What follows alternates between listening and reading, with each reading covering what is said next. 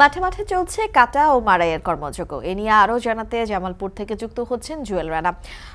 জুয়েল, জামালপুরে কত ভাগ ধান কাটা কৃষকদের শেষ হয়েছে এবং উৎপাদনের লক্ষ্য কি এখনো পর্যন্ত পূরণ হয়েছে কিনা?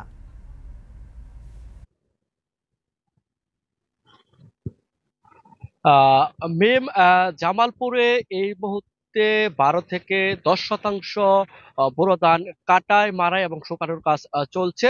আগামী 15 দিনের মধ্যে পুরোদমে জামালপুরে ধান কাটা শুরু হবে।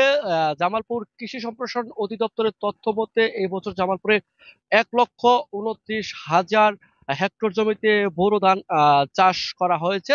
এর মধ্যে 370 হেক্টর বেশি ধান চাষ হয়েছে কৃষি অফিসের তথ্য মতে। আর এ থেকে চালের লক্ষ্যমাত্রা ধরা হয়েছে 6,65,000 মেট্রিক টন। তবে জামালপুরে ধান কিছুটা লেটে আসছে, তার একটি অন্যতম কারণ হচ্ছে সরিষার চাষে পরেই ব্যুরো ধানের চাষ হয়েছে জামালপুর। আর এই মুহূর্তে নিম্নাঞ্চলগুলো যেগুলো রয়েছে, হাওর অঞ্চল রয়েছে, বিলে জমিতে যে জমিগুলো রয়েছে সেগুলোতে পুরোদমে ধান কাটা চলছে। আর তীব্র গরম আর তাপদাহের কারণে শ্রমিক সংকট চলছে। আর অতিরিক্ত মজুরি দিয়েও শ্রমিক এই মুহূর্তে পাওয়া যাচ্ছে না। আর আহ, আর বলা চলে যে সব মিলিয়ে এখন ধান কাটা মাঠে মাঠে ধান কাটা চলছে। এই ছিল জামালপুর থেকে আমার কাছে মিম।